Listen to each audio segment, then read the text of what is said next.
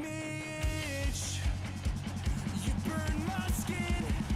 Still you I want to hold. You're so sick, you make me itch. I'm toxic, I'm tired, and my fingers twitch. The thought of you, it burns my skin to the bone. And still you I want to hold. Take it back, too much to unpack. The hate in your head and heart that you lack. The thought of you, it burns my skin to the bone. And I can't leave you alone. You're so sick, you're selfish, it's endless. Still you I want to hold. I miss how we used to be weightless. And I can't leave you alone.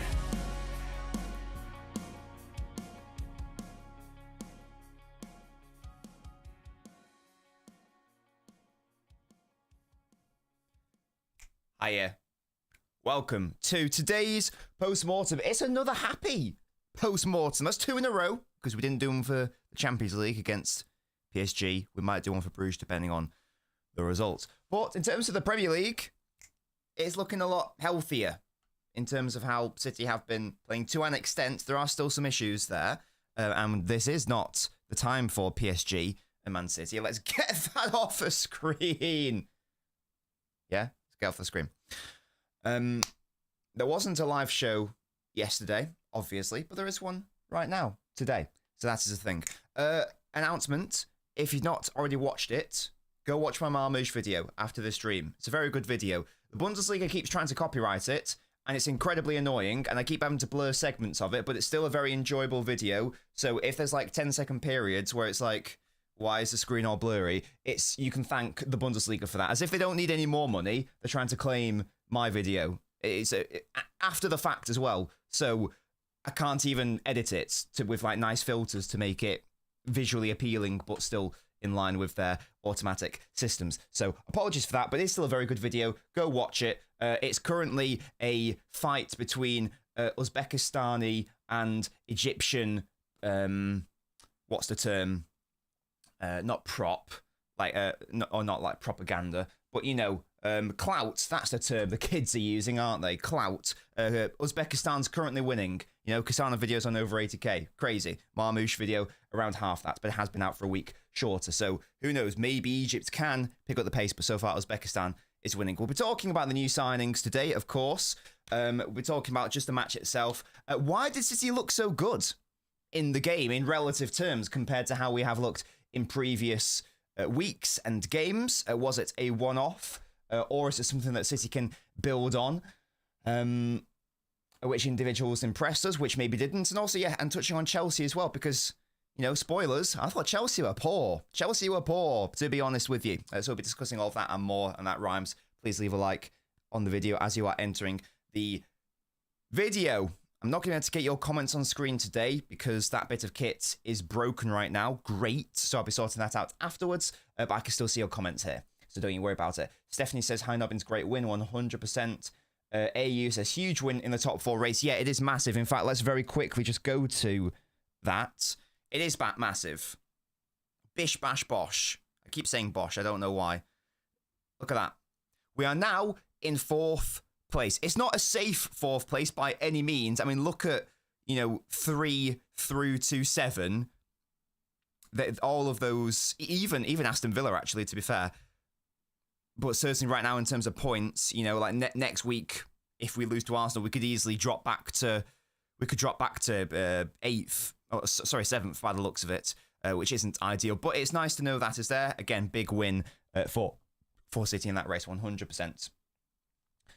Blue Lock says Holland silences Rory yet again. He doesn't believe what he's saying. He's playing.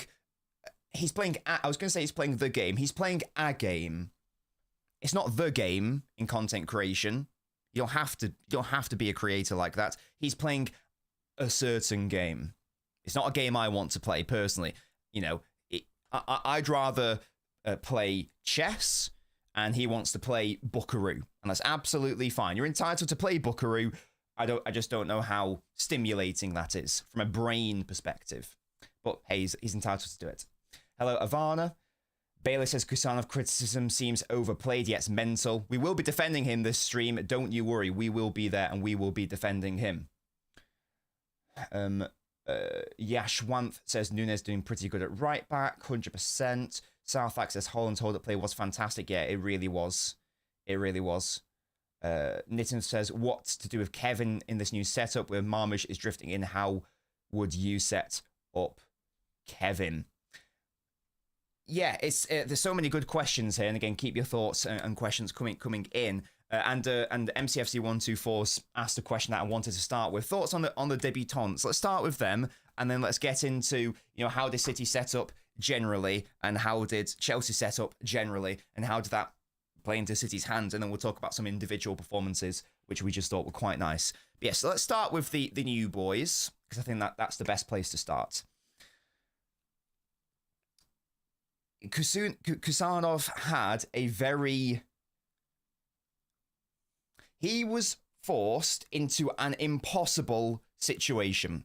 Manchester City are abhorrent from a defensive standpoint right now.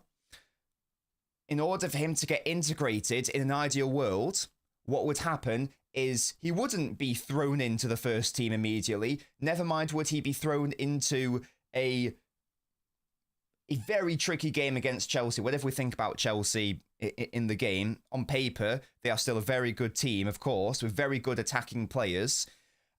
And he's been thrown to a back four, which is an absolute shambles. He's got a midfielder out at right back. He's got Akanji, who's got to be the one guiding him through the game, but Akanji's not really that sort of player anyway. He doesn't speak the language. He's had like a training session or two, and he's 20 years old. In a new league, in a new country where he doesn't even speak the language and whatnot. So, and in a situation where City are in a sea of shite in respect to form. So right from the off, he's been put into an impossible situation. So there's all that context to bear in mind in the first instance. Now, it was bad in the first 5 minutes. There's no, even with context, there's no getting around that he was bad in the first 5 minutes. That it was clearly a nervous attempted header back to Ederson, and then he clattered the Chelsea player and got the booking. That was a bad 5 minutes. But the mental fortitude to bounce back from that and recover from that and have what was, in my view, a good game for the rest of his time on the pitch was very impressive, in my view. Other players, because again, you've got to remember he's very young and inexperienced in relative terms. I think the majority of players there would have crumbled, and they would have let that impact them for the entirety of the game, and they would have just kept making mistakes and kept making mistakes. Now, Chelsea didn't really help their cause because they didn't really go after Kusanov that much thereafter. It would have made much more sense to try to isolate him and force him into those situations again. But I thought overall, Kusanov looked good. I thought he played well. I thought some of his forward passes were nice. He got an important block off for that. I think it was a Sancho shot. There was a good challenge on Jackson, I believe it was. I actually thought he played well overall. Bad start, but I would rather he have a shit start and bounce back from it than like nothing happens. We don't really know what's happening with his mental state. You get me? Like, let's take Mangala, for example. Wonderful debut. Makes an error against Hull and not just never bounces back from it, never the same player again. Now, maybe that was just because he was never that good, but it's weird to just have a wonderful debut against Chelsea and then you make a mistake and then you go to shit. That stinks of like letting it get into your head and then just never being the same player again. So Kusanov illustrated that he is more than that in this very short and brief sample size. So I was actually happy with the debut. I know it was a bad 5 minutes, but you've got to bear in mind the context. And you've also got to accept that he actually played all right thereafter. So I'm not going to go into him. I am going to defend him, to be honest with you. If anyone wants to have a fight about Kusanov, then I will be defending him. Because I don't think this is the moment to be judging him. If it was a perfect City side and he'd be given enough training sessions and blah, blah, blah, blah, blah, and he'd be allowed to be embedded into the team and to develop, then it's a different conversation. But it's not the case. We are asking, here's the analogy, you've got an 8-year-old and they've never had a swimming lesson in their life. We've not given them armbands. We've pushed them into water which is 5 meters deep. Yeah? And some people are pointing and laughing at the kid who's drowning right now, when really what that kid needs right now is lifeguards to come in, dive down, help them out, give them some inflatables, and let them go on their way. That's what should be happening. The former is happening rather than the latter. So, big up Kusanov. I thought he actually had a good game. And that article in the Telegraph is just disgusting. I don't know what he's even talking. It's just not even, whatever you think about the opinions in that article. If you don't know the article I'm talking about, I did a quote tweet to it. I think most City fans did, to be fair, because we were so annoyed at it. You can argue about the subjective nature of it. You know, did he play badly, well, whatever. But it's objectively wrong for him to say he got hooked off early. He made it until like the 55th minute or whatever on his debut, when you've got John Stones on the bench, who in an ideal world would have started over him and can't play that much football because of his injury situation.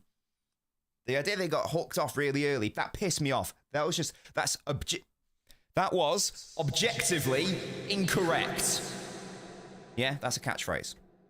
So that's Kusanov. Marmoush, bit frustrating at times in terms of, the offside situation, but there's a very, very exciting player in there, and it's another runner, and we need more of those in our offensive line.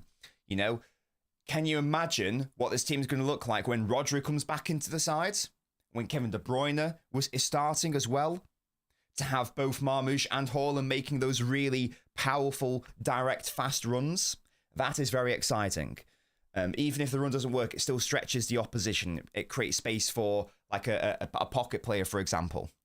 So I thought Marmoush played well as well. Thought it was a good debut. He put the ball in the back of the net. Shame it was offside. But he's going to be a massive issue for opposition defenders. And that was obvious to anyone who watched any amount of him at Frankfurt. If you still don't know about Marmoush as a player, then go watch my Marmoush analysis video. There we go. Musty says, the only thing upsetting with Marmoush was his strength. And that is something that I touched on in the analysis video. It is one of his weaker points. The first touch isn't perfect. And that, coupled with not having the best, a great amount of strength, means that it creates situations like that. The chance where Chelsea should have gone 2-0 up, to be honest with you. Like, we're talking about the Kusanov mistake, which led to a goal. Marmoush, you could even say was the pass into him smart, but Marmoush made himself available. He was able to be dispossessed too easily, and that led to a situation. I don't know what Cole Palmer was doing. Don't know why he just didn't have a shot. Or if you are going to pass it, you need to get the pass right, and he didn't. So that was an error, and that came with the strength/first touch not being stellar. But overall, again, it's a really hard situation we are throwing him into, and I thought Marmoush played well. And we'll talk about the setup later and how he and Foden in those central areas were fantastic, but we'll get into that later. So yeah, in terms of like general summation of the debuts, I thought they were good, and I was more than happy with them. Never mind, we can even take out all context. In isolation, in a vacuum, I actually thought that the debuts were good, and I thought they went well. So I'm really happy with the start of their City careers. Let's hope that they can build on this and go from strength to strength in that respect. So those are the debuts. I don't think we've got anything to worry about in terms of them. I think that they will become very good players for City. It's an exciting time. How did City play in the game? How did we set up? It wasn't really a system that I explored in my Marmoush video. Maybe I should have done. The premise was still similar, so it's not a new thing that we've done. To be fair, I think we've only played like that once this entire season, and that was against Spurs at home. I think that was the only time we've done this, but it was the system which enabled us to win the title last season. It was don't you worry, Elder, of course we will. It was the 2-3-5 with the double fullbacks going to the wings and the double inversion. That is what we saw. Exactly, Bailey. Exactly. So again, you'll know this if you watch my title tactics video. But basically, what happened towards the back end of last season was we did the 2-3-5, and what happened was you had the two centre backs, obviously in the two. You had Gvardiol and Walker in the main. This is last season, pushing up to the wings. So they were essentially the nominal wingers. You had Bernardo starting out on the right-hand side. He would tuck into the midfield alongside Rodri. Kovacic would also drop in. So that creates your 2-3 base in a general sense of, the two centre-backs and then the three midfielders. So the midfield now becomes Rodri, Kova, and Bernardo, as I say, inverting from the right. Foden would invert from the left. So his starting position was left midfield. He'd invert to become a midfielder. And then De Bruyne drops. So in the offensive midfield areas, you got Foden and Kevin, and then you got Haaland up top. Very similar situation happened against Chelsea. The differences were, let me see if I can remember the exact order of how this worked. It was Marmoush going from the left to centre. It was Foden going from top to slightly deeper, and it was still Bernardo going from right to centre. Yes, I think that's right. So it meant that in terms of the offensive five, you had Gvardiol, Marmoush, Haaland, Foden, Nunes. That was our front five. And it worked really, really well.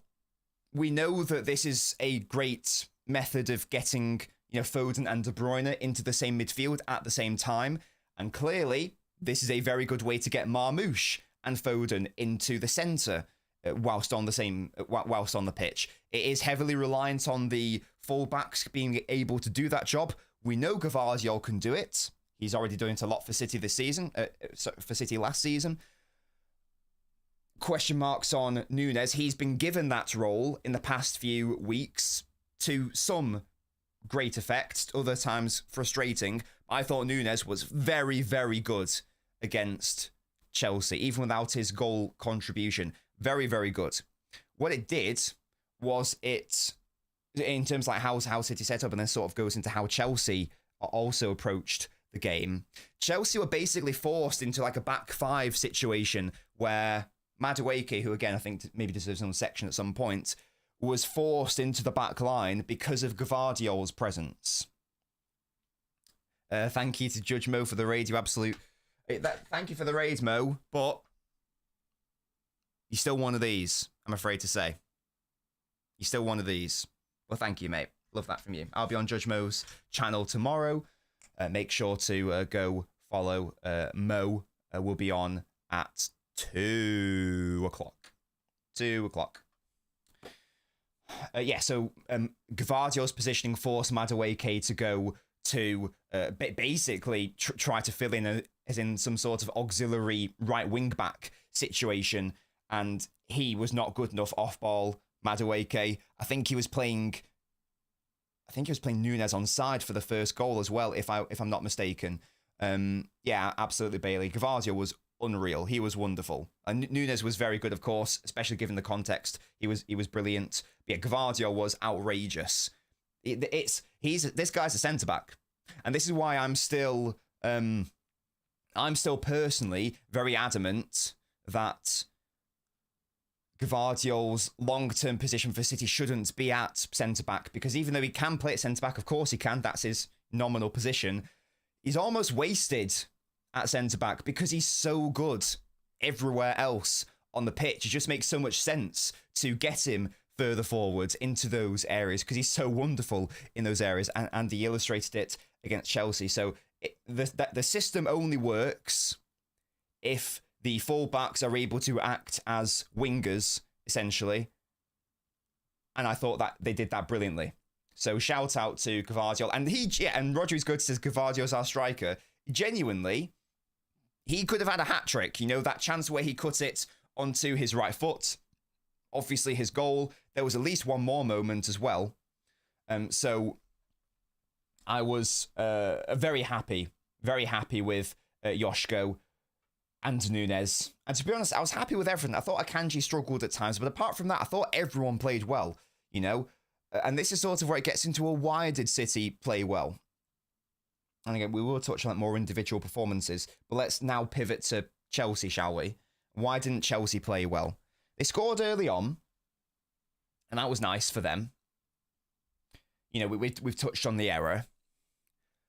Now, I don't know if that goal just was, hindsight's a thing, was that goal just the worst thing that could have happened for Chelsea? Because they didn't really seem to know how to react to going ahead. They like, Colwell got booked for time wasting, only like 30 or so minutes in. It was very unusual. It was almost as if Chelsea thought they were playing Man City from a couple of seasons ago. It was like they hadn't watched any City games this season. It was like they hadn't watched the PSG game a few days prior, where PSG smelt blood and they went for the jugular and they were like, oh my God, this City side are actually a bit shit. Let's go for blood. Let's go for the kill. Chelsea just didn't do that. They were incredibly... they were very confusing, Chelsea. I think passive is the word. They were very horizontal. I don't know if... It came across as like almost like lazy and nervous at times. I'm sure it wasn't. But it was just really weird. They seem to play within themselves and back off. Now, why would you do that when you've just seen we've talked about Kusanov. He's made a big blunder, 2 minutes in. Why wouldn't you keep pursuing that? They just didn't. Again, Marmoush, we've talked about the Marmoush error, which led to Cole Palmer. Don't really know why he's not just going for goal or at least getting the pass right. And, that was an issue. Then apart from that, there weren't that many great Chelsea attacks, I thought. Like, just when they were on the ball, as I say, it was very sideways and it was very calm and not aggressive. And it was very confusing. I don't really know what the thought process was there from a Chelsea perspective. They played within themselves and City took the initiative. And then when you couple that with how Chelsea approached the game generally, from a tactical perspective, I don't think that Chelsea watched the Forest game at the Etihad. And I don't think Chelsea watched basically any Brighton game at the Etihad. And I don't think Chelsea watched even Brentford at the Etihad, who did this system to the highest standards. Chelsea opted for oblivion, and they went man-to-man in their pressing against a Manchester City side who had Ederson on the pitch, whose distribution was wonderful in the game. And they had willing runners in Omar Marmoush and Haaland. And they had a hold-up monster in Haaland. And they allowed Haaland to be isolated onto a physically inferior centre-back in Colwill. Not sure what the thinking there was from Maresca. Again, it was almost as if they hadn't watched any City this season when teams try to do that or have tried to do it against us in the past. It normally doesn't end well for the opposition because it means that we can just bypass our frail midfield and we can just punt it up to our big hunk of a man up top. Or, Kevin De Bruyne can win flick-ons. Did you see Chelsea's back four for our third goal? It was all over the place. It was like it spelled a Z. If you put like a little mark on every single member of their back four and then connect the lines. You want like a nice straight line, don't you? It was like a Z, zigzagging all over the place. It was really bizarre. So I don't know what Maresca was thinking in doing that. I've not watched every Chelsea game this season, so I don't know how frequently they do man-to-man pressing off ball. But I thought it was a suicidal approach to do that at the Etihad, especially when City weren't even that bad, even in their bad moments yesterday. So big question. If I'm a Chelsea fan, big questions there of the tactical setup. Don't really know what we're doing. I don't really know what Chelsea were playing at, in all honesty. And then again, when you couple that with their general we've touched on it. Like they were passive on ball. They're also just really weird and not aggressive enough off ball as well. It's not often that you see a side worse than City off the ball. Really, really weird. Really, really weird to see that. Yes, SE, absolutely. Absolutely. That's another great example where we just bypass the entirety of the midfield. You punt it up to Haaland. He wins a flick on for Kevin De Bruyne. Bosh. Goal. It's a very similar thing. And hey, if teams want to keep doing that against us, great. If that means we don't have to use our midfield, which is a massive frailty for us, wonderful. I'd be up for doing that every single game if you want to.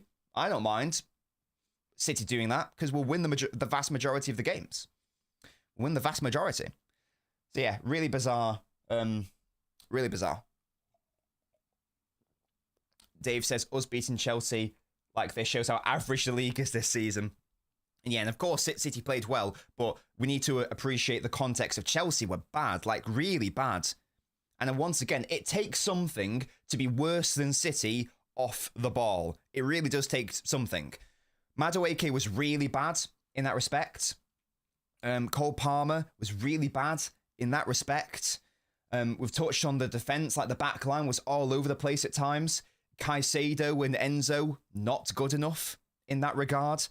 I think they're massively missing Lavia from an off-ball perspective. You know, when it was Lavia and Caicedo, that just seemed to be a deadly combination and a beautiful partnership. When it's Enzo and Caicedo, it's a different conversation. Yeah, I don't think Caicedo had a good game overall, but again, maybe he wasn't partnered and platformed well enough. Odd from Chelsea. Musa says Chalobah was good, I thought. On an individual level, yeah, it was all right. Colwill was never going to have a good game. When you ask him to try to 1v1 Haaland. Never going to happen. And of course, the keeper had a clanger of a performance. No idea what he's doing coming out for Haaland's goal in our second. But even if you take out those really weird, massive individual errors, just in terms of how they were set up as well, weird. And yeah, I don't think any Chelsea player played that well. But Madueke was all right going forwards. He was actually someone trying to be progressive and trying to go at City's defence. Outside of that, it was poor. And I don't like to criticise Palmer a lot because I still, I like Cole Palmer a lot. He did not have a good game. It was reminiscent of his game against City at Stamford Bridge early in the season where he did not play well that day either. And I put that down to, well, it's Maresca's first game. Give him some time. He just looked lost at times in the game. I think there were moments where the lack of physicality came through in some offensive moments for him. And he just didn't have a good game, to be honest with you. But neither did anyone at Chelsea. And again, maybe that was just because of how they were set up to almost fail by Maresca. So I don't think it's an individual issue. I think that it's not a coincidence that they all played quite poorly. But yeah, that wasn't ideal from their perspective. So that was Chelsea. Let's now move on to some more good individuals from our perspective. I'm just going to catch up on the chat as well.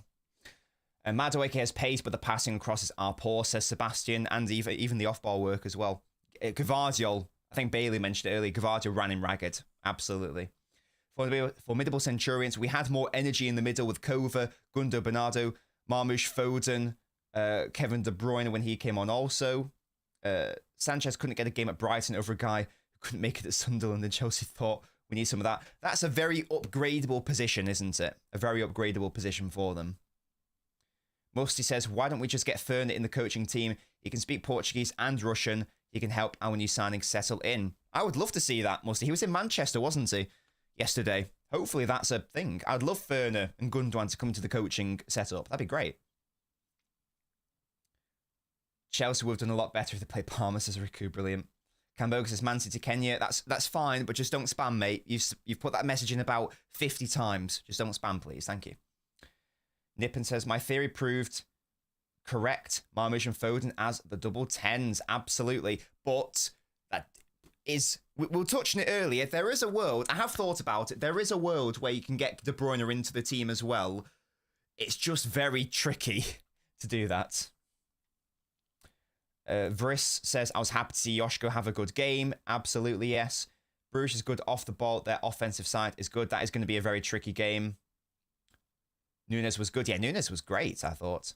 They had a high line, but the front press was passive. Yeah, Essie, and that's a massive City issue this season as well. Like, we play a high line, but we don't have the players to be aggressive in the press. So it leads to really... I mean, it leads to us being exposed continually. You're absolutely spot on. Chelsea did a City yesterday. Can't explain it. Edson passed Seaman and Reina for most assists in the Prem with 5. That's my boy. Edison was great, yeah. Yeah, I think that, Bernardo needs a lot of credit. And we'll go through the City players now. We'll go through them now. This is a pink jumper. Dave says we need another 30 points to stand a chance of top 4. Well, the good news is that statistically, top 5 is good enough. That's what the data tells us. 30 points, you say? That would only be 71 points. I feel like we can definitely get that. How many games are left? 15. So averaging 2 points a game. Yeah, that's very easy. Should be very easy. We can do that, definitely. I think we'll get top 5. I think we'll get Champions League football. That is the minimum for this league. If we just get Champions League football, then the rest of it is fine. The rest of this league season is absolutely fine. Just integrate the players and get them up to speed. That would be nice. That would be lovely. Yeah. Edison was great. Distribution had to be spot on. I think he had the worst game distribution-wise against PSG. Now, he didn't have as many options, obviously, but just making basic errors, Edison was against PSG. Needed a much better game today. Was great. Got the assist, of course. And these sort of games played to his strengths where if he can just punt it up top, it's easy for him. He doesn't have to worry about any short passing. He can just twat it up for Haaland. So that's really nice. Roger is goated. Don't give me an imperative sentence in all caps. You've been warned. Edison, yeah, great in that respect. We touched on the fullbacks. They were really nice. We touched on Kusanov. Akanji was probably the worst player in all honesty. I don't think he had a particularly good game. But we know that's an upgradable position, don't we? The midfield, though, yeah, let's touch on the midfield because they were bad against PSG. Bernardo had, I think, the worst game I've ever seen him play. Kovacic, probably likewise, the worst game I've ever seen him play against PSG. And when I saw those midfield options, with Bernardo, Kovacic, Gundogan, I got very nervous and very concerned that Chelsea were going to overrun us and their midfield was... I thought Caicedo alone was going to absolutely dominate us. But he didn't. And they played very well individually. Maybe it was just because the three of them together, side by side, made it a little bit easier for them. But just generally, I thought they were wonderful. Bernardo went from the worst game I've ever seen him play to, a fantastic performance, particularly off ball as well. So I think Bernardo deserves massive credits for that. So does Kovacic, and so does Gundogan. Like, Gundogan's ball through to Nunes for the first goal is fantastic. It is fantastic. So they deserve massive plaudits. They should not have been able to play that well, given their age, given the context of this season. Again, maybe that was just from Chelsea being stinky, but at the same time, they had to turn up and they had to play well, and they did. So massive plaudits to them. Foden and Marmoush occupying those central areas were integral to how the whole operation was going to set up. Because if you've got Gvardiol and Haaland in particular, and indeed to another extent Marmoush, stretching the opponents just by virtue of either their positioning or their runs, then that means that there is going to be a lot of space behind them in those pockets. So therefore, you are going to need your whoever is tasked with that pocket responsibility, you're going to need them to have a good game. Because if they don't have a good game, then not the whole system is a bust, but it takes out a massive weapon from how you are trying to go about the game. So Foden had to have a good game. Otherwise, yeah, the long balls would have been nice, but then the threat outside of that would have been too one-dimensional and too obvious. Like you needed to still have that threat in the pockets. And thankfully, Foden had a very good game. Thankfully. One of my favourite moments was the ball into him. I think it was Kovacic driving with the ball. Foden takes it. He's under pressure very quickly, you know, because Chelsea's press at that point wasn't absolutely stinky. He takes it around him. He plays in Gvardiol. Marmoush's run isn't good enough, and the ball by Gvardiol isn't good enough either way. But that was a really nice moment in the game, for example. And that kept happening throughout the game. And Marmoush and Foden in those central areas were just really threatening. One was a really beautiful, willing runner. Even Foden was for his goal. But the other one was really good in terms of adding another attacking dimension in terms of receiving it to feet and then playing in teammates. So really, really good games by Marmoush and Foden in those central areas. And shout out to Nunes and Gvardiol for enabling that. And obviously Foden got his goal. That's very, very lovely. Really good finish, by the way. Really good finish. You know, 1v1. I feel like he doesn't get into that many outright 1v1 situations. So it was good to see the really nice finish. Good to see the lovely run. Obviously, the hold-up play by, you know, the flick on by De Bruyne, the hold-up by Haaland, we'll get into Haaland in a moment, was stellar. And then the run to do it to kill the game off, because we know how bad we are at holding on to leads. So to kill the game off in that fashion was really, really nice, and just like allowed me to enjoy the final few minutes, because normally we would not have been able to do it, and it wouldn't have surprised me if we didn't score that goal. It wouldn't have surprised me if we actually just ended up conceding one. So that was lovely. That was lovely, and also very, very unfortunate to not get a goal early on with that shot which clattered off the post. Good to see him going for those shots. If he keeps doing them, one of them will go in this season. So yeah, really, really nice. Yeah, I did love that as well in the yeah, the shooting celebrations. That was nice. That was very good. Yeah, what Diaz or Ake, says Steve Black. Diaz, 100%. Aish says one of the best off the ball by Foden. Yeah, defensively he was also strong as well with the interceptions and the tackles. He had to have a good game. I think everyone had to have a good game defensively. Everyone's got to be contributing defensively, because we're not good defensively. And he did that, and it was very good. And Nitin says, if we sign Cambiaso, we can finish in the top 2, because he can play midfield. Massive upgrade over Nunes.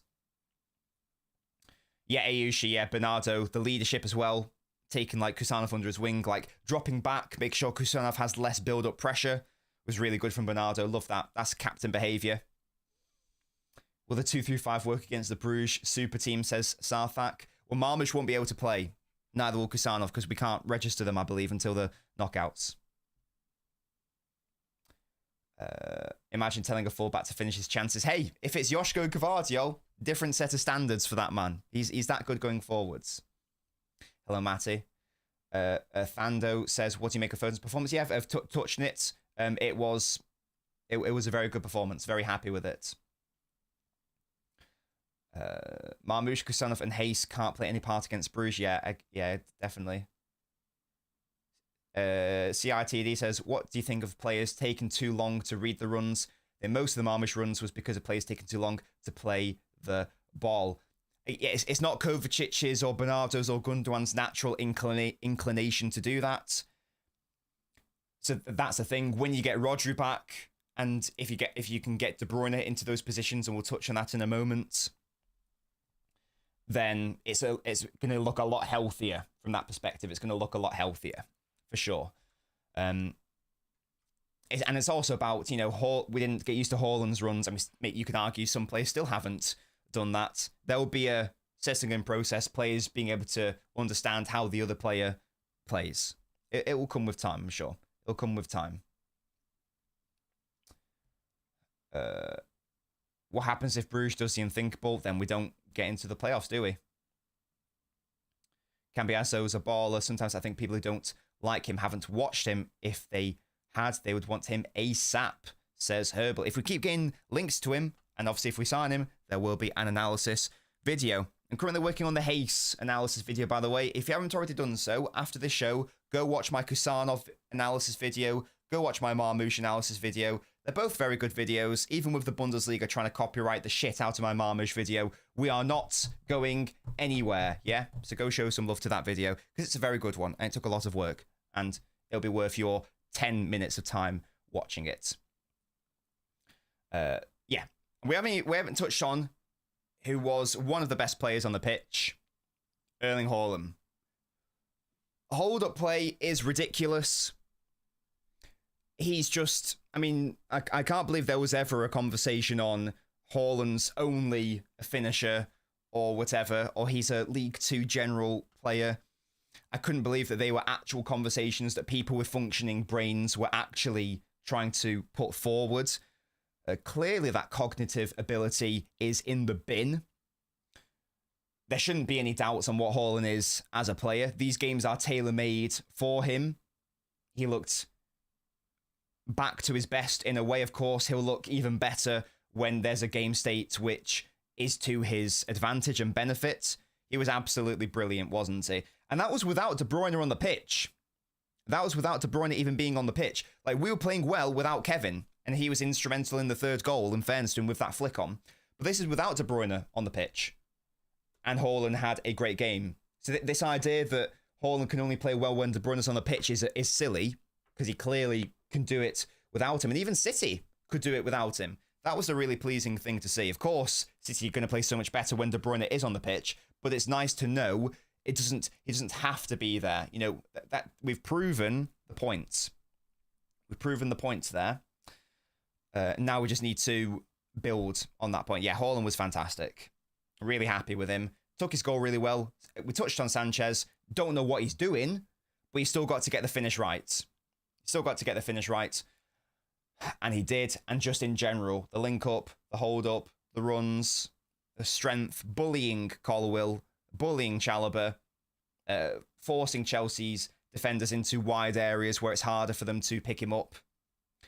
Yeah, fantastic game. And he was brilliant. And he interviewed very well as well, you know, defending Kusanov. That he's a future captain for City, I think, definitely. Or at least in the leadership team. So he had a great game. And it was all lovely. And City generally. Good game. Again, context of Chelsea being stinky. Context of Chelsea setting up in a bizarre way. But we are going to take everything we can in this season where it's been really poor and uncertain in general. There wasn't one bad player on the pitch for City yesterday, apart from maybe Akanji. Outside of that, everyone was at least good. It was good to very good. And that's fun. And we haven't been able to say that in a while. Everyone played their part. Everyone contributed. Everyone did their task and job. It's still not perfect. But it's something that we can maybe build on. Maybe. Formidable Centurion says, can't believe all City platforms yesterday. No one seemed to have watched. Nunes was very good. Oh yeah, well, we've touched on Nunes. He was very good. Absolutely. The run for the first goal, defensively great. We know what he can contribute in terms of his powerful runs. It's just all about, can he get the on-ball work right? And that was a lot better yesterday. So yeah, Nunes was very good. I totally agree. Kanji's overplayed for sure. Sebastian for sure. Opinion Stiller, yeah, he's good. There's been less counterattacks recently, says CITD, sorry. Do you think Savio stretching the pitch on the left would allow Marmouche to come inside would be good? It could work. But you wouldn't be able to play. You'd have to drop. You wouldn't be able to play Gvardiol into the advanced areas. You'd have to drop at least one of Foden or De Bruyne, at least, in order to make that work. Yes, guys said Kusanov was bad. I didn't watch the Sky. Sorry, I didn't listen to the Sky commentary, so I don't, because I normally watch football without the commentary on, or I'm talking over it if I'm doing a watch along, so I normally don't listen to the commentary. That would be suggestion, by the way, watch football without the commentators, because I find it makes it a lot easier for me to analyze and assess the game, because a lot of what the commentators are saying a lot of the times is a load of shite, to be honest. Do you reckon the club would look at that Chelsea game and call it a day for transfers? I really hope not, because that would be a bad way to look at it. But we don't know. I mean, allegedly they looked at that terrible run up until the end of December and were like, yeah, we're fine. We don't need a midfielder. We don't need more players. So I don't know. I really hope not. We do need at least one more. It's got to be a midfielder or someone who can at least fill in there for a time. That's got to be the minimum for me. Otherwise, this window's gone from what could have been a 10 out of 10 window to disappointing. In all honesty, disappointing. But we'll see. We will see. Are there any other individuals I want to touch on? I don't think so. It was good to see Stones get some minutes and not get injured. That was a pleasant surprise. You know? That was a pleasant surprise. Yeah. It's good. Yes, was yesterday a glimpse into City without Grealish? I think Grealish's time at City's done, in all honesty. I think he'll probably be gone by the end of the summer. That would be my prediction. Definitely the map here. We touched on Kusanov. I thought he was good. Baltic Haaland is Norway's last chance at any international trophy. I just don't think they'll get one, to be honest. What's the worst take? Haaland is a League 2 player or Walker is a Leyton Orient right back with pace? I guess it depends. Yeah, if they said that about Walker when he was actually a very good footballer, then they're stupid, aren't they? Both of them. We talk about Edison in trying to make him stay. I would love Edison to stay. You know, if we can convince him to stay, convince him to stay. That would be what I would like to have happen, because he's still so good. He's 31 years old. You know, in theory, he could be here for another 5 years at the highest level easily. If anything, we beat Bruges, and then club should consider buying a team for the knockouts. That would be great for Liverpool Centurions. Is Kova a starter second half of the season? He's got to be, Ayushi. He's sort of got to be, given the injury issue. I think someone asked earlier, is there a way that we can fit De Bruyne into this? Let's say that we tried this setup again. Is there a way that you can keep, you know, Foden, Marmoush, Haaland all on the pitch and now throw De Bruyne into there? Yes. Sort of. Maybe. The best way I think you could do it would be by dropping De Bruyne deep. This is on ball. The off ball situations where it gets a little bit more complicated. But the way you could do it is you could do like a straight swap for Gundogan out, Kevin in, from an on ball perspective. So your 2-3 defensive shape now becomes the two centre backs, and then 6, Kevin, and Bernardo. Exactly, Somto. So you'd have De Bruyne as that deep lying passer. That would work on the ball. It would work a lot better if you had Rodri in there, and it would work even better if you had like a Baleba there instead of Bernardo. Don't know what happened there. My PC made a noise. Did you guys hear that? The hell was that? I don't know what was going on there. Unable to refresh your YouTube authorization token. Fuck does that mean? Can you guys still hear me? Has my stream died? Hello? I don't know what that means. Let me know if you guys can still hear me. My internet died. I don't think so. You can still hear me, okay. YouTube's just sent me a message saying we can't refresh your YouTube authorization token. I don't know what the fuck that means. I'm just going to leave the error message up and hopefully it doesn't shut down my computer. What was I saying? Yes, De Bruyne. Thank you guys for confirming. Sorry about that. De Bruyne. He could work. He could work when it is off ball in that 2-3, because then that would actually be better for him, because it means that you could station him outside of the block when you're in a settled offensive shape, which is better for Kevin, because he's now at the stage in his career where he's sort of struggling inside the block to an extent. Is the Bundesliga trying to shut down the stream? Yeah. But by that I mean, he's not the player he was a few years ago from a physical perspective, obviously. So it means that he's a bit frailer on the ball. His first touch isn't as good as it once was. His strength isn't as good as it once was. So you don't really want to be fizzing it into him in those areas. His skill set now, I'm not saying that we turn him into Pirlo, but what I am saying is that Paul Scholes had that evolution, and Pirlo had that evolution.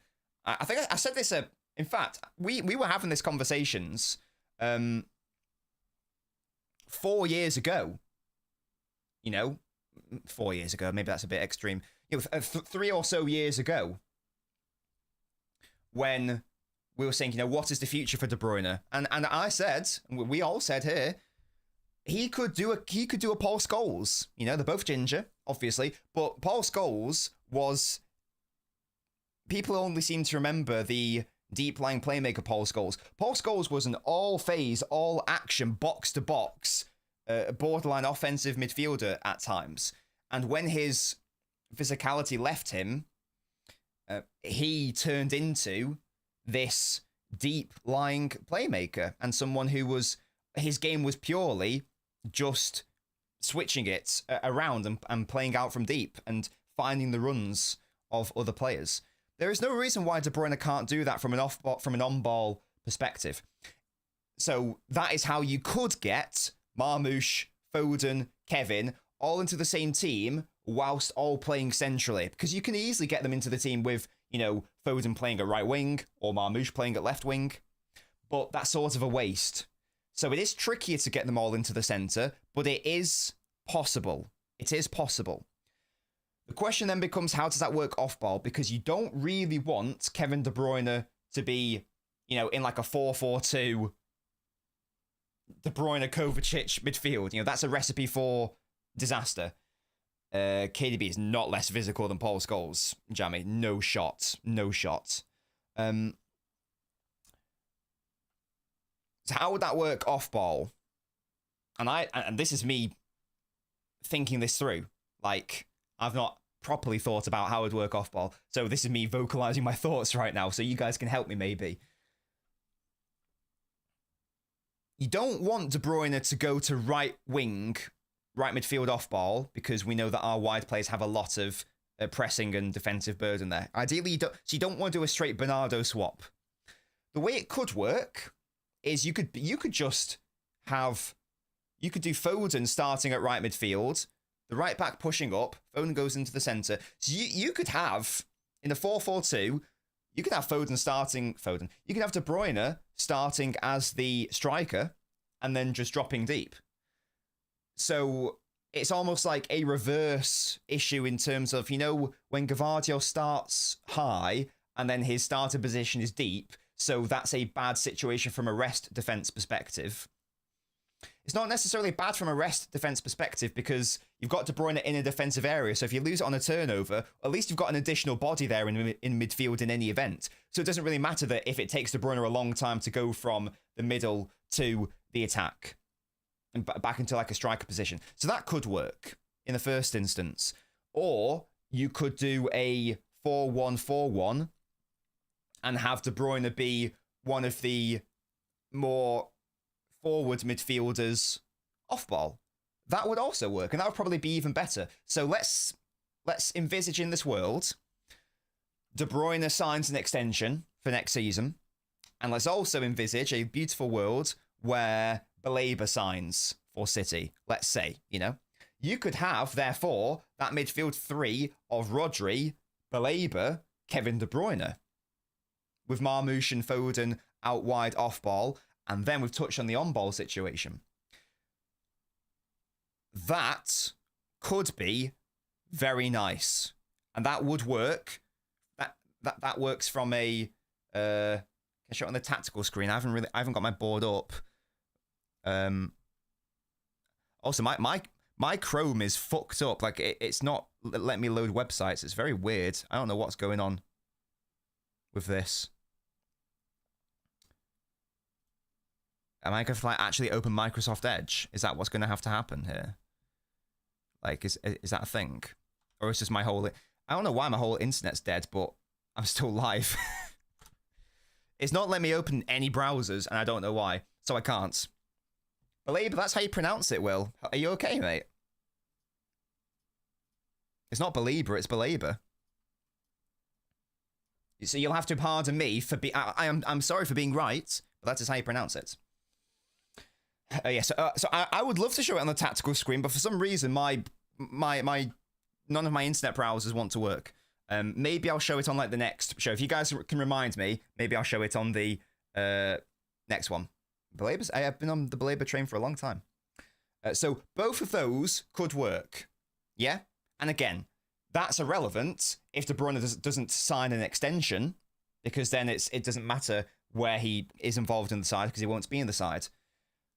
Well, that could happen. And then you've got two unbelievable passers in that midfield three with Rodri and De Bruyne. You've got a ridiculous physical, transitional rest defense monster in Belabor. In that three. You've got the two centre-backs, obviously. And then that gives you so they can be not only... Belabor would have to improve from a on-ball perspective and from a receiving under pressure perspective, but hey, he's young, he can definitely do that. You've also got Rodri to do that also. So that's a very solid 2-3. And then the front five, we touched on, you've got Marmoush, you've got Foden in the centre, you've got the fullbacks going to the wings, and then Haaland, obviously. Now, that is a team which doesn't have any... There is no Savio in that team, and there is no Doku in that team. But this is why you have multiple systems and multiple setups. They don't have to play every single game. Yeah, they don't have to play every single game. But it is worth noting that it would be tricky to justify starting any of those players if that's how we're going about it. If you want to get Marmoush, Foden, De Bruyne into the centre all at the same time, it's impossible to get Savio on the pitch, and it's impossible to have Doku on the pitch. Unless you play them in a really weird area.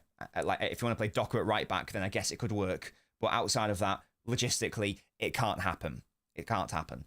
But those are trade-offs. You can't play all your players all at the same time. It's good to know that that is a potential option. Yeah, if Bruno's not leaving Newcastle, and also Balabor's a lot younger as well. I know Bruno's a better player, but if Bruno's not leaving and Balabor is the future, you can get a decade out of Balabor very easily. Very easily. You can't say the same for Bruno. I love Bruno. He's 27 years old. Balabor's 20, I think. I don't think he's 21. He might be 21. Either way, you can get 10 years out of him, and you can mould him.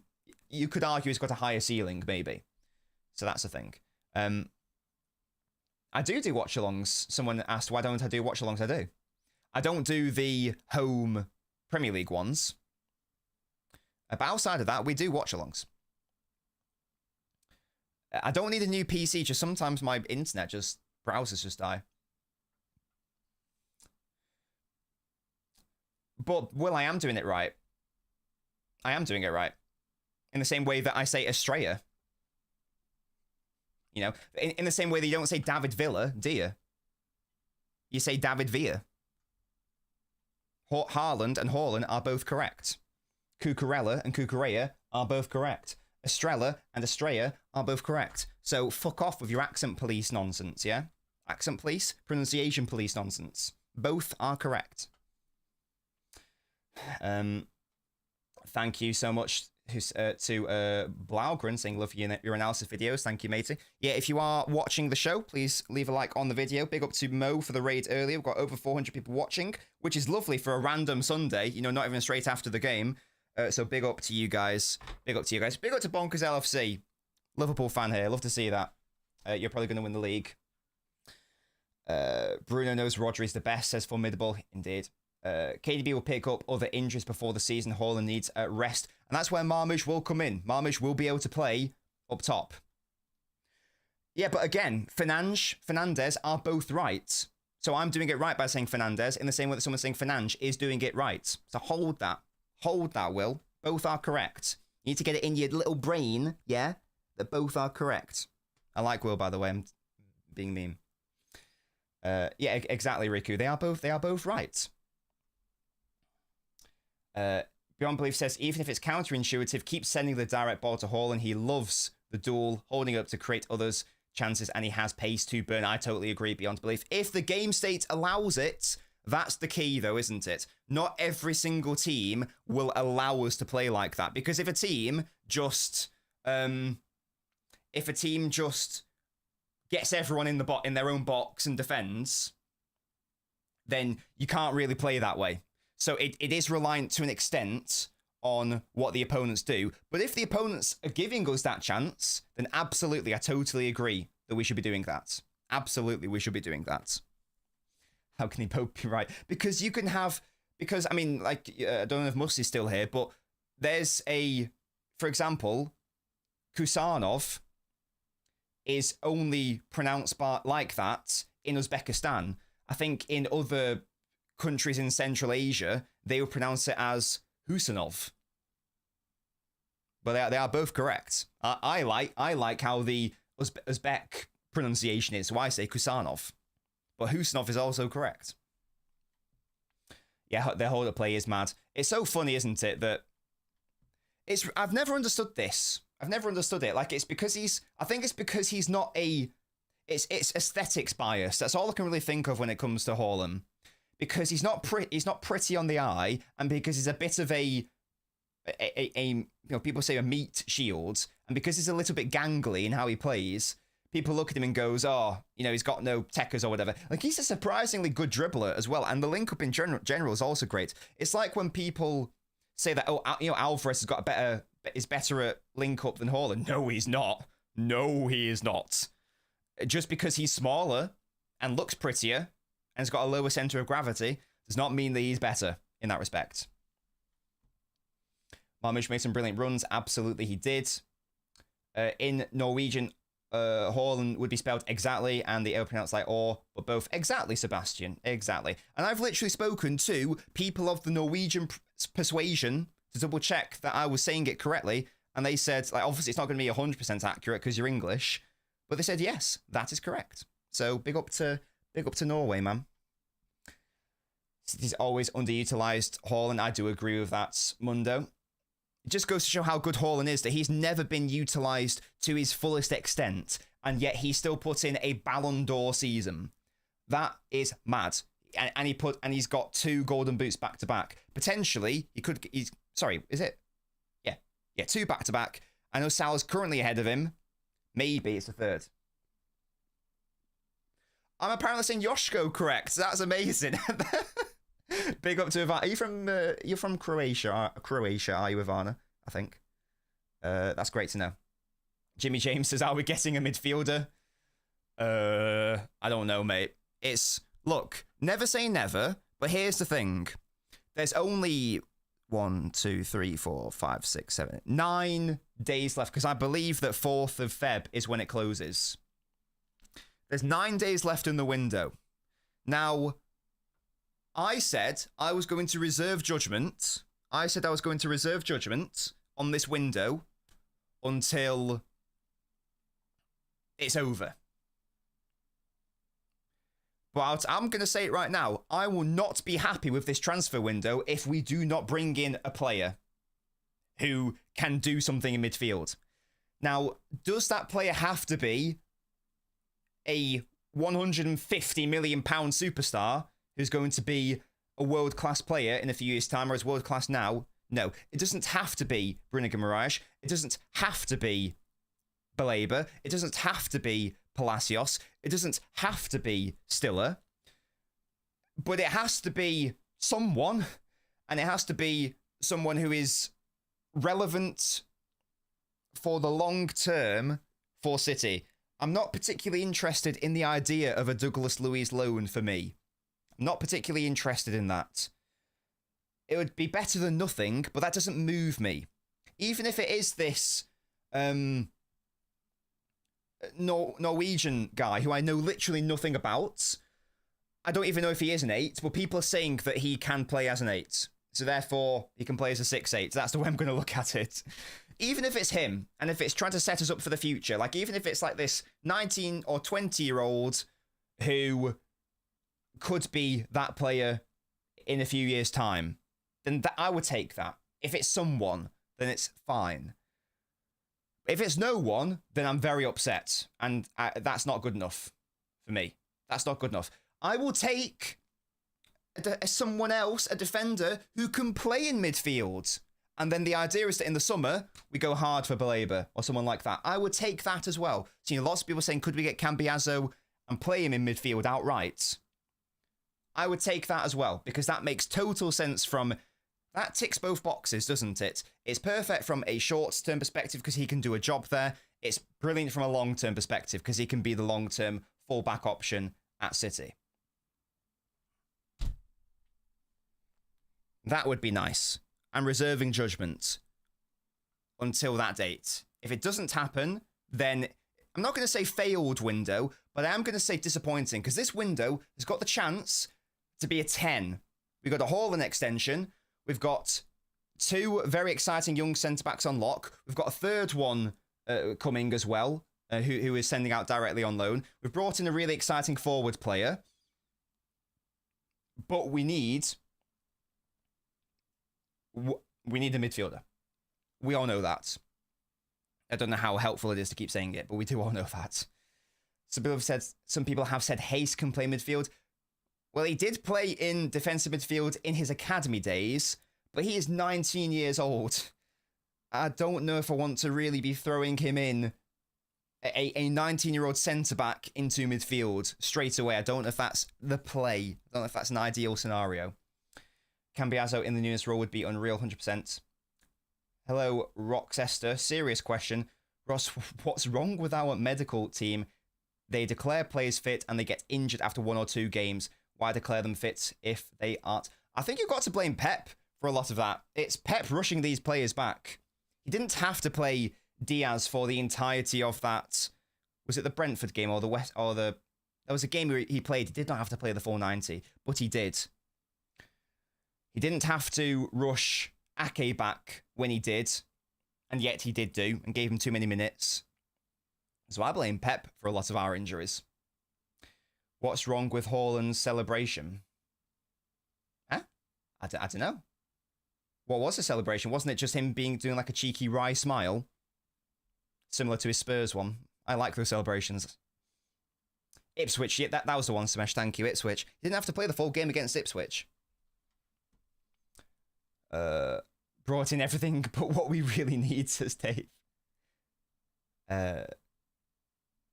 We have to replace 5 players, says Banky. Yeah, the midfield needs a rebuild. The defense needs a rebuild. We've started that rebuild. Midfield needs a rebuild. We haven't probably started it yet. We're being linked with Kimmich, says Suheb. Can we get to 200 likes, by the way, guys? There's still over 350 people here watching, which is great. But can we please get to over 200? That would be nice. That would be nice. That would be great before we leave. We'll be live for another, I don't know, 10 to 20 minutes. Chat disconnected. Oh my goodness me. Oh, is that what it is? It's the chat. Oh. So for some reason, this pop-up is popping off. I can still see the chat. I'm going to have to look over here though, aren't I? Right. Apologies. I can't look over there now. I've got to look at my screen to look at the chat now because my internet's fucking up as it turns out. Nippon says Haaland needs an iconic celebration. He's already got that, like... He's already got that, like, Buddhism one, hasn't he? Or he's like... That sort of thing. That's his iconic celebration. Blaugrana says try inverting Hayes. Could be world class. What's the situation with Keiki? I think he got an injury and he's just done as a top player, sadly, I believe. Shout out Keiki, though. You know, career mode legend. Why was Pep benching his best keeper, Edson? I have no idea, Cooler. No idea. Very odd. We have the players to play possession and transitional ball, says Jess. That would be the long term. That's what you want. You want to be a double-edged weapon, don't you? A multifaceted weapon. That's ideally what you want to have. And that's what City have been in the past. We can absolutely be that. That's what we were in the treble winning year. We could do everything. I've heard of Barrios, haven't watched enough of him though, Mock. Don't take £9 from us, I have nothing else to look forward to, says SE. Oh dear. I'll do what I want. He stopped doing the yoga one, now just celebrates with everyone else. He's a team player, Nippon, he's a team player. Do you think City will sign Cambias? I have no idea. I'd like us to. We need to sign someone like that. We do need to do that. Oh, I see, Sebastian. Yes. The bar situation is that we are signing him. We are loaning him back out. Validad, or however you say their name, are upset that we have done something which is contractually legal by doing the release clause situation. They're throwing their toys out of the pram because they wanted more money than they're going to get. That's a shame, but that's their problem, not ours. Very soon as well. Yeah, I've not been watching the Argentina tournament thingy that's been going on. Haven't started my scouting of Echeverry yet, but lots of people are saying lots of good things, so that's an exciting thing as well. I would love De Bruyne to stay for a season, and maybe Echeverry can learn from him, because, again, I've not properly scouted him yet, but people are saying that he's a 10. You know, he could be like a potential De Bruyne replacement. Don't know what his passing's like, but we'll see. Prediction versus Arsenal. Oh, we're going to lose. Yeah, we're going to lose. When will Echeverry join the squad? I think in February, Mohammed. I convinced you on Palacios and Singo. Good, Mundo. I still want an experienced defender. I still think it's a mistake to only sign young defenders who clearly aren't ready yet. Like, they need their hand held. And if Diaz can't do it, then no one can do it. In the back line. I think Haaland reserves it for special goals. Oh, yeah, Fairs. Nunes is the quality backup right back, says Dave. Yeah, hey, if he can keep doing that. I know we didn't bring him in for that, but if he wants to go through his Delph arc and become someone who can play out at full back and even play out wide if needed in a pinch, it does make sense to keep him. If he can keep, he does need to keep improving, but yeah. Big up to Janina for becoming a Nabinho. Big up to you for subscribing. Give 60 mil to Brighton to get Baleba and Maka. I think it'd be more than that. I reckon. What do you value McAtee at? I reckon you value McAtee at around 30-ish million, probably. There or thereabouts. So you'd probably have to do... I think Brighton would want about what they got for Caicedo. Maybe even a bit more. I'm looking at a figure of around 120-ish. So I reckon you have to do like 90 and McAtee for Brighton to get interested. Brighton are very strong negotiators. And if there's not a release clause, then they do not have to sell on the cheap. And they won't. For their best players. We touched on the formations early, mates. If you want to go back into the show, we touched on the 2-3-5. Ricardo says, we can outscore Arsenal if we play an athletic player beside Kova to intercept runners. But if we're saying Nunes can't play in midfield, then sadly we don't have that player, Ricardo. We do not have that player. They're not at the club.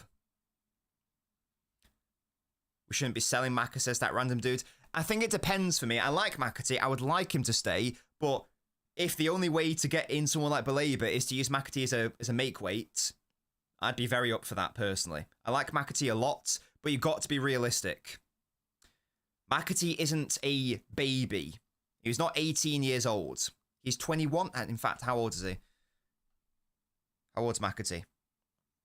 I think he's 22. He's 22 years old. He's not a baby. He's not at the age where you go, there are so many more levels to his game. There are obviously levels to his game, but I think what we're seeing right now is, and what we have seen, what am I trying to say? I don't think McAtee will ever get to a Foden level. I don't think he's that good. I don't think he'll ever get to a Bob level based on what we've seen of Bob. I think that he's a bit more limited. So I don't think McAtee's ever going to be good enough to be a starting player for City. I think that he could be good enough to be a squad player, and that's absolutely fine. So it depends what he wants. When you look at the offensive talent at City right now, we've got Bob, and we've got Foden, and we've got De Bruyne, and we're talking about bringing in Baena from Villarreal, aren't we? It becomes very hard to justify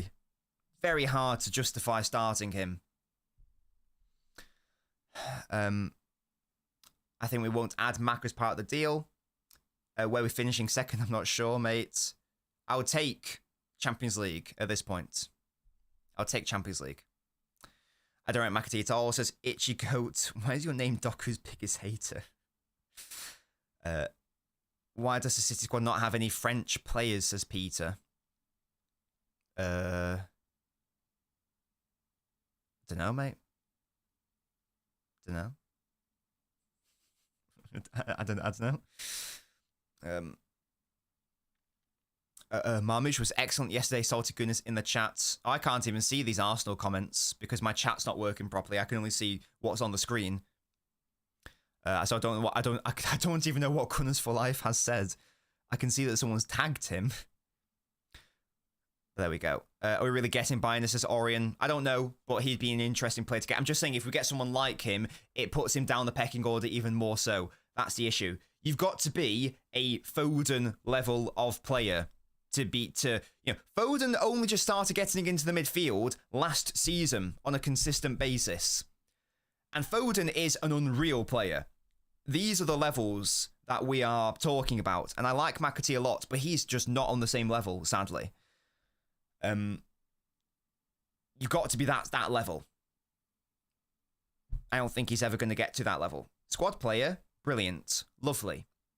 If he's happy with being that, then that's fine. Is he happy with being that? That's the question. He deserves some chances. He deserves cameo appearances, and he deserves the occasional start, but he's never going to eclipse Foden, Bob, in my view. Based on what people are saying, Echeverry. Imagine not winning the Premier League since 2004 and Champions League since ever, says Formidable Brilliant.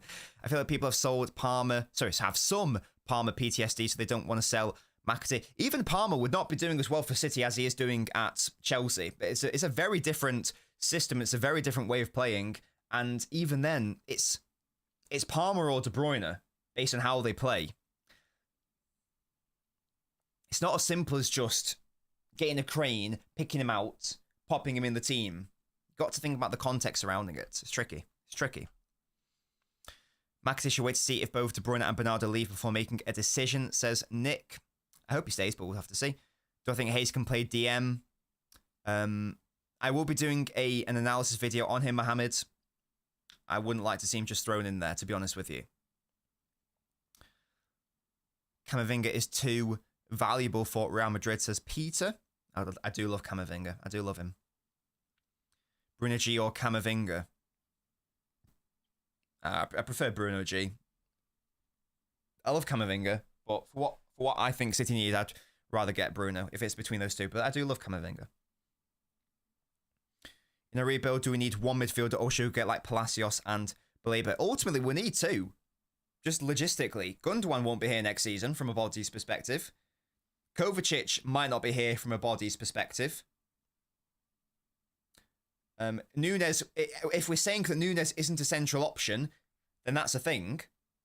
So we're going to have to bring in at least two midfielders to rebuild this midfield. And that's without selling De Bruyne. Or rather, that's without De Bruyne leaving. We need at least two. At least.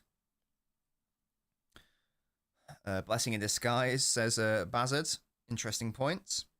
When's Bob started to play? I think Feb, Mohammed. He's back in training, isn't he? So you'd like to think he'll be back on the pitch in Feb. It's such a shame for him because he was going to have a great season. I was so convinced of that before he broke his leg. Such a shame. Such a shame. Nunes was my man of the match yesterday. Overlooked. Not on this stream. You'll be happy to hear. Yeah, we touched on Nunes. He was wonderful. He was really good, I thought. Who's going to buy Grealish? The salary is too high. I don't know. Someone will, though. Someone will. For like 25 million-ish, there or thereabouts. Someone will buy him, I'm sure. How do you think O'Reilly will do if he gets a chance? The sample size is a tricky one, Salim. But he is of the age where there's so much room to grow. It's a shame he hasn't been given more minutes. I know there's the conversation of, do you want to throw young players into a crisis situation? But maybe they can help. They want to play. They'll be on that bench going, God, I really want to see if I can do something here. So they'll want to play. So it's in their interests to give them at least a chance. And here's the thing on Grealish, by the way. Grealish will do well at another club. He will do well at another club. I think. The issue for Grealish is that, in terms of, like, you know, people saying, why can't we have the Aston Villa Grealish at City? Well, first of all, Aston Villa play very differently back then. Played very differently to City. Like, they were not dominant at all. They were not dominant at all. So it meant that they were never really had to deal with low blocks in the same way that Grealish does for City. The other thing was that Grealish had total freedom. He could play wherever he wanted to. And all the play went through Grealish. Now, that is never going to happen at City. Not even Kevin De Bruyne has got that level of treatment at City.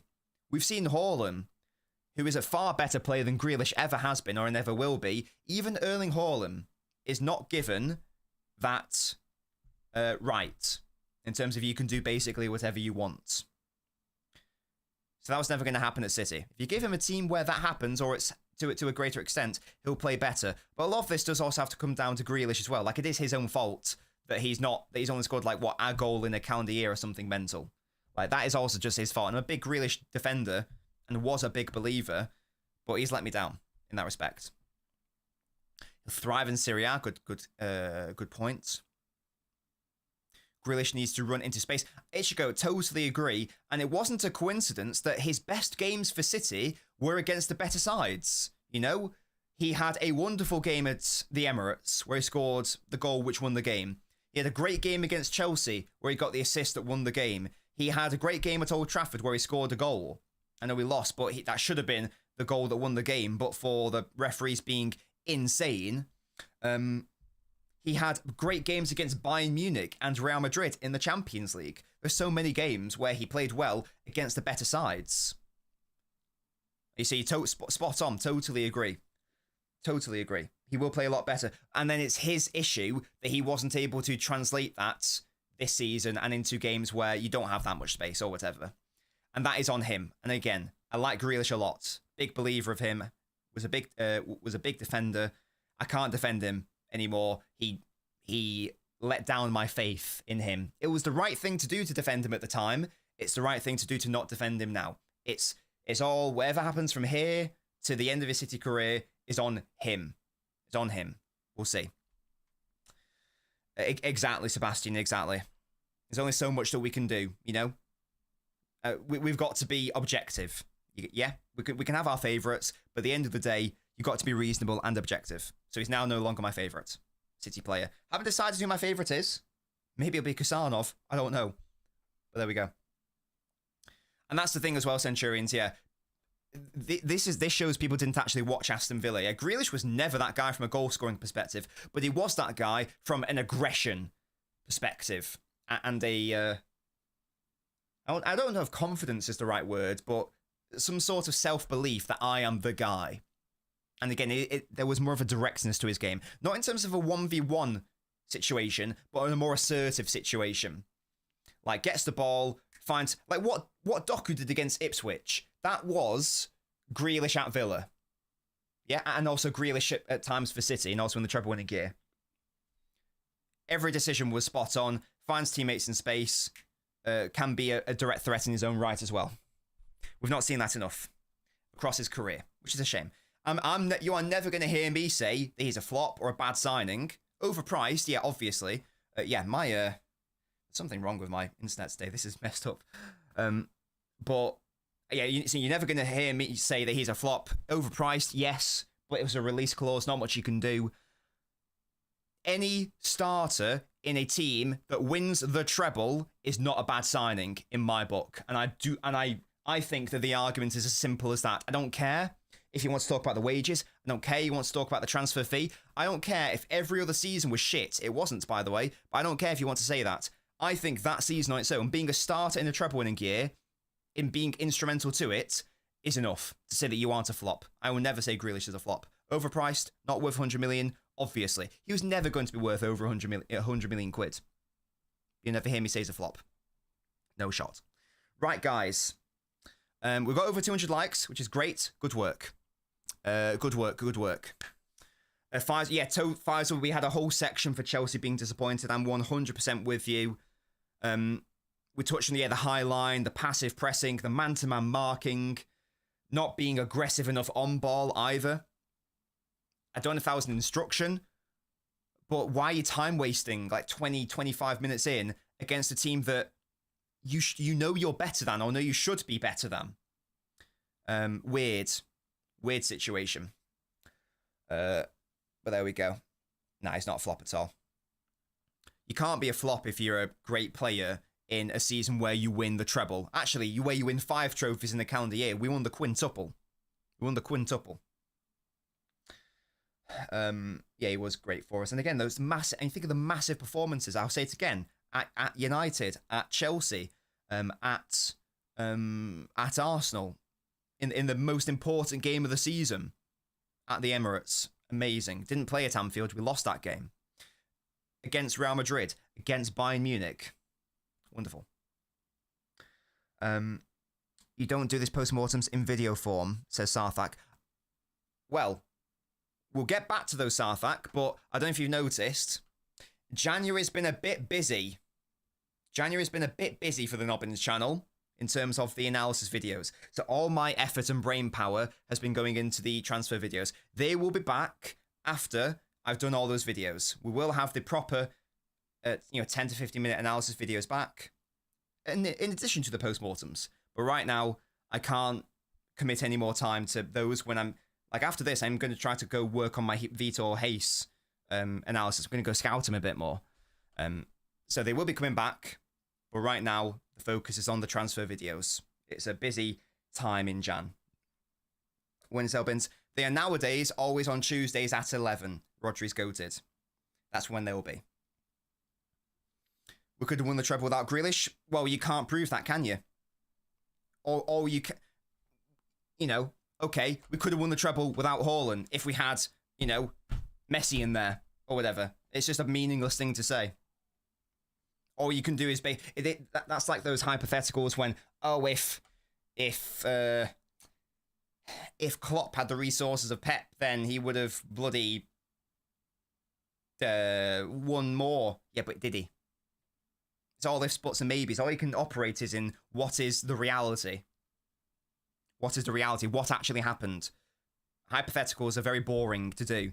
Oh, well, if Gerrard had the same team that Kevin De Bruyne had, he would have won just as many Premier Leagues. That's why he's a better player. Right, well, if you have to resort to a hypothetical, then you actually don't have a leg to stand on. That's the issue with those arguments. Sarthak, do you want these transfer analysis videos or not? Because I tell you right, it's one or the other. I can't commit my time to both of them. It's one or the other. Do you think we sign another player? I hope so, Shaquille. I really hope so. I really hope so. Oh my, again. Unable to refresh your YouTube authorization token. Shut up, mate. I don't know what that means. Yeah, I don't know what that means from YouTube. Stop shouting at me with the error messages. I need to reset my PC, maybe. I don't know what's going on. If my grandmother had wheels, she'd have been a bike. Exactly, Nick, yeah. Sometimes hypotheticals are interesting, but when they're just irrelevant, they're irrelevant. Gerrard one is not true, though. Prove it. Prove it. Kevin De Bruyne played in much worse teams, than Gerrard did. Much worse team. The hypothetical has actually been disproven. He did it at Wolfsburg and he did it at Ghent. It's already happened. He tripled Wolfsburg's trophy haul in 1.5 seasons, including breaking the Bundesliga record for assists, being Bundesliga player of the season in an era with Klopp's Dortmund and Pep's Bayern.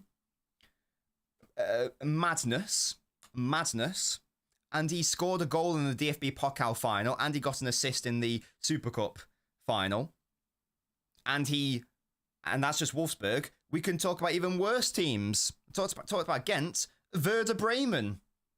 That is worse than any Liverpool team that Gerrard's been a part of. A team which literally would have been relegated but for Kevin De Bruyne. But would have been relegated. These are the levels. So the hypothetical is stupid in the first instance.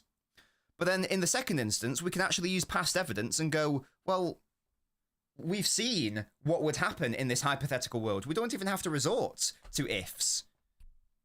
He's done it in a worse team. He's illustrated that he can be wonderful in a worse team when he won Young Player of the Season at Werder Bremen. So it's just a silly situation. If Pep played DM for us, we would still be in the title charge, says Sarthak. I do hate the honest day argument, I can't lie.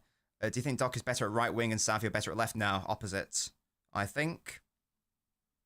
Indeed. Buzzard, indeed. Right, we've been live for around 90 minutes. I feel like that's a good length of stream. Are there any final questions or thoughts? I'm working on the Vitor Hayes analysis video.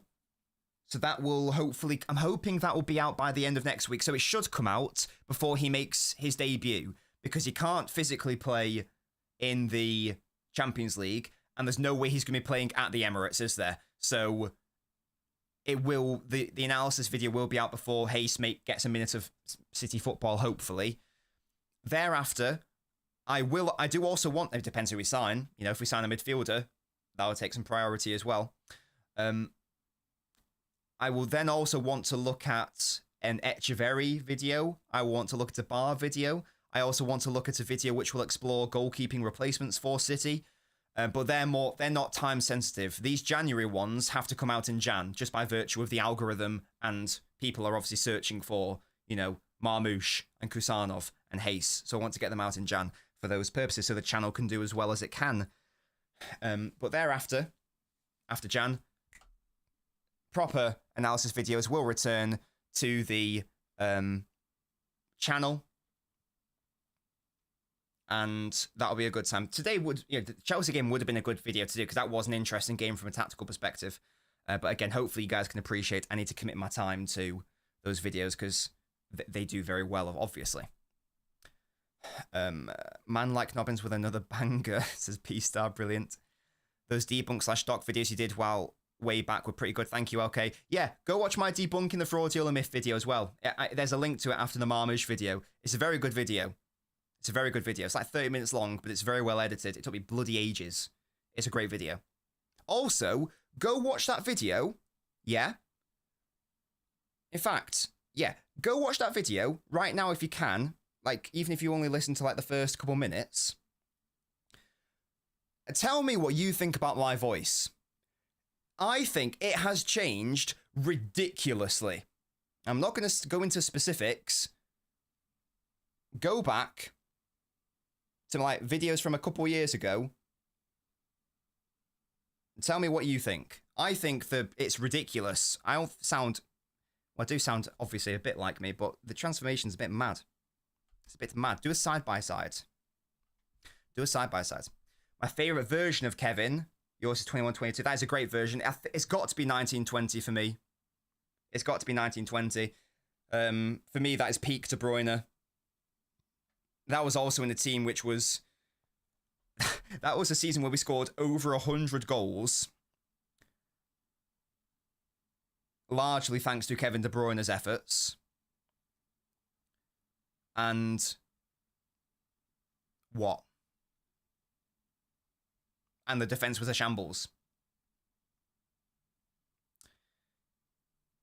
Have you guys gone back and listened? Isn't it mad? Also, I know I've got like a little bit of a lisp which sometimes comes through. I am so fucking lispy in that video. Oh my god. Again, if you're not listening to it, go back and listen. I know it's still not perfect. I sometimes do still stumble a little bit on trickier words. But it's really bad. It's really noticeable in my older videos especially. So go back and you'll see exactly what I mean. Go back and watch the Fraudiola video. If you can get past the lisp, it is a very good video. And I borderline couldn't. I was like, oh my god, I sound like ass, man. I like the pink jumper. My new favourite colour. My favourite colour is purple. My second favourite colour is pink. Salmon pink, specifically. And then I don't know what it would be thereafter. I do like sky blue, obviously. LB now sounds like Sean Dyche, says Brenton. Oh, dear. You've noticed the difference, Faisal? Yeah, I don't know what's happened there, but it is a thing. Right, guys, we're talking about my voice journey, so I feel like now is probably the time to end the stream. Stuck at over 300 people watching, which is wonderful. Shout out to Judge Mo for that raid, big up. Shall we raid someone, guys? I do like the colour red. I don't own many red tops. I feel like I really should. Oh, here we go. Yeah, get your final thoughts and comments in, guys. Predictions on the Arsenal game next week.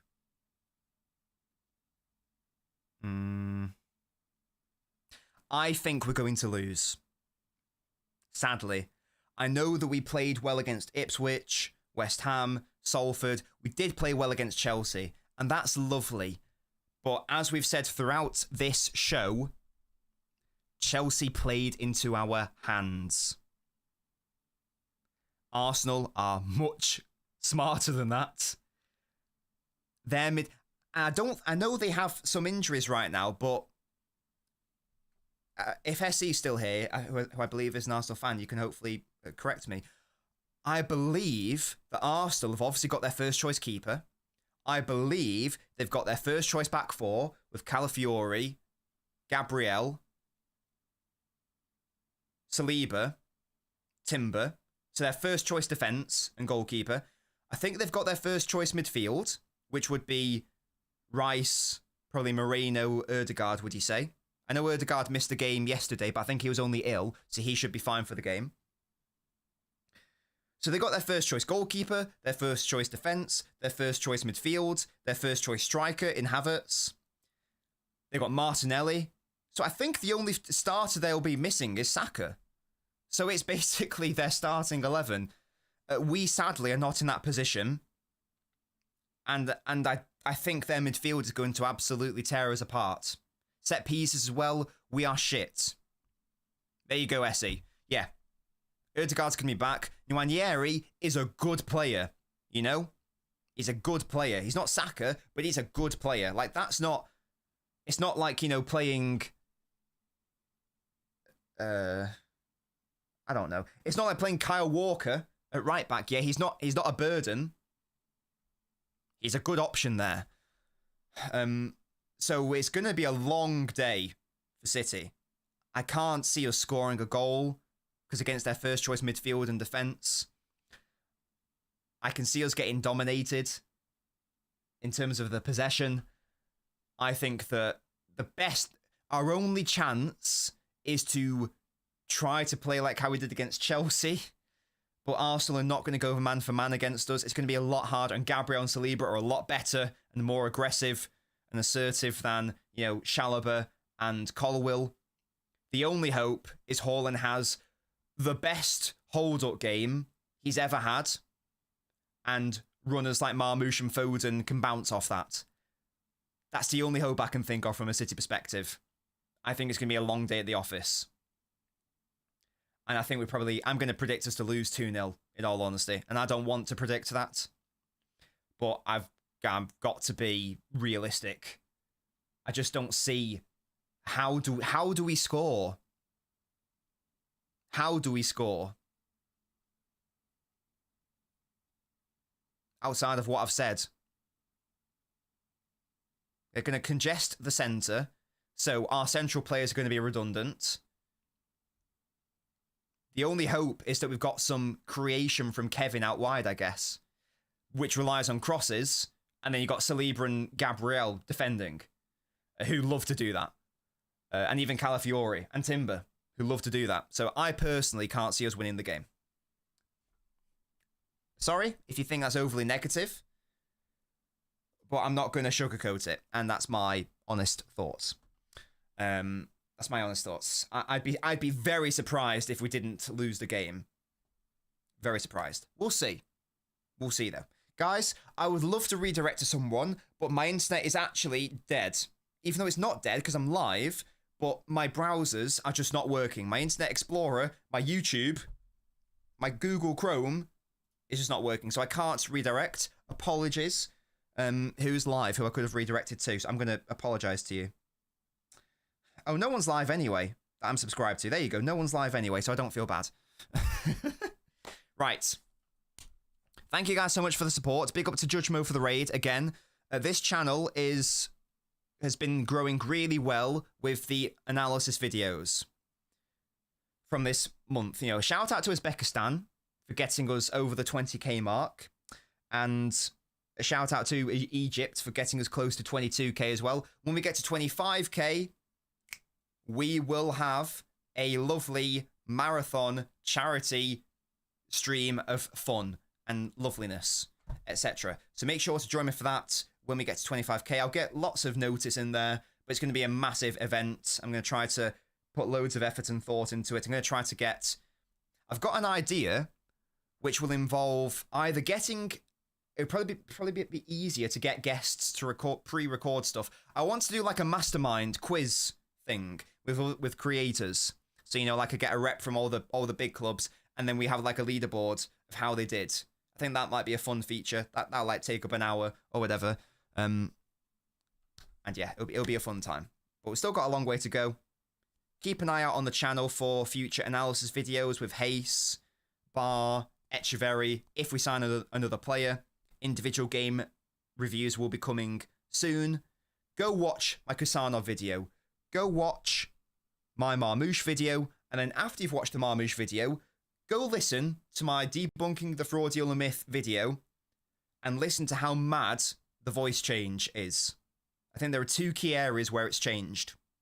Let me know what you guys think, though. Until then, thank you so much, guys, and I'll see you next time. You'll probably see me next on Judge Mo's channel tomorrow, in fact. Have a lovely rest of your day. Love you all. See you next time. Bye-bye.